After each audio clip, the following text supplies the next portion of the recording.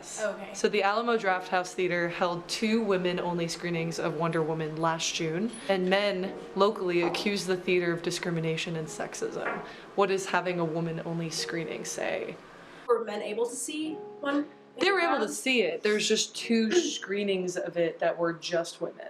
Oh no, I don't think it's sexist then. Like if you can see the movie, like you can see the movie. I don't know, like I feel like that's just encroaching on like women's ability to see like a film, you know, with all women. But also, you know, to take a step back and ask a man who did, you know, feel upset by it, like, why are you upset? You know, take a day in my shoes. How does it feel to be excluded? Right now, I think we're in a place where we actively have to give women and women of color spaces, because for generations, and I mean all of American history, we haven't given women that space. So there's this, you know, culture and almost PTSD of like, how do you carry yourself in a room full of men? You know, I understand why men were upset about that private, I'm gonna call it a private showing. At the same time, who cares? Because we need that. We need those spaces. Like, the fact of the matter is, certain projects like are significant because of their contribution to certain groups. Black Panther, there were a lot of screenings in Detroit and like Compton and Watts that were primarily for young black people, and there was a lot of controversy over that as well. It's really important to acknowledge where we actually are instead of where we think we are.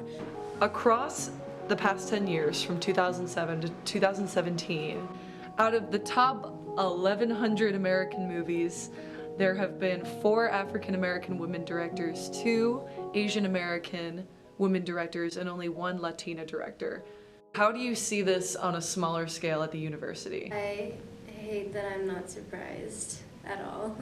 It's sad because it's not like we're less qualified. It's not like I take any less classes or any less pride in my work. It's not like I put less effort into it. Like, I can understand why so many women give up directing. Women in control is just not okay yet. And it's really annoying to be in that position where you have to exert your control and then be questioned about it. I mean, when you have 33,000 students and like a couple thousand, less than that, a couple hundred really students are black, and you see so few people that look like you, it's sort of beyond just, oh, we're not represented enough. It's like we don't have people that look like us here. And so how do you personally aim to keep changing the tone in the climate of theater as a woman of color? I think that's a personal commitment that I've made to myself, like for the next couple years that I'm here. Like, you know, I hope it's changing people's perceptions of what theater can be. Like, theater is not entirely straight, white, cis, male people, like, writing about everybody else in the world. Are there things you want to see change at the University of Michigan in theater? And if so, how do you see that happening? Good Lord. Yes, there's a lot that needs to change. I would say, like, the general thing is it's so outdated. Socially, politically, with my curriculum, it's very Eurocentric. It's very much, you know, like we're taking Chekhov or we're taking Shakespeare and like we're doing Tennessee Williams, and, you know, my professors are teaching it as if we are white people, I would say. It really stems from there not being a lot of women or people of color, you know, in the faculty with high positions. That's the bottom line, things that need to happen. They just need to bring in women and people of color.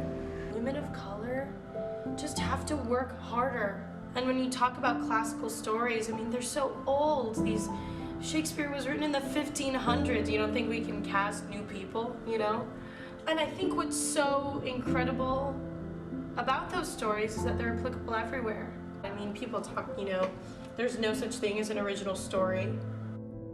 How do we find the nuances in these old stories that we've heard a million times and run with it, and run with them close to our identities? Even being someone who appreciates the theater and film industry, I was blind to the issues that were faced by women, specifically women of color, prior to this assignment. Working on this project as a white woman, I never truly understood the struggles and discriminations that women of color have gone through. This is why we focused on these women in the U of M School of Theater, because we want to use our voice of privilege to lift theirs. I have come to learn that this underrepresentation can occur anywhere, especially somewhere local at the University of Michigan where we strive to promote diversity, yet women and women of color still struggle to be heard and express themselves. I aspire that this project will open your eyes, as it did mine, in displaying that excluding these groups from these opportunities, we reinforce the idea of yet another white male-dominated industry. By hearing their voices and their experiences, we are trying to understand and show how the smaller scale of university theater reflects, connects to, and perhaps amplifies the underrepresentation of women of color in theater all around the country.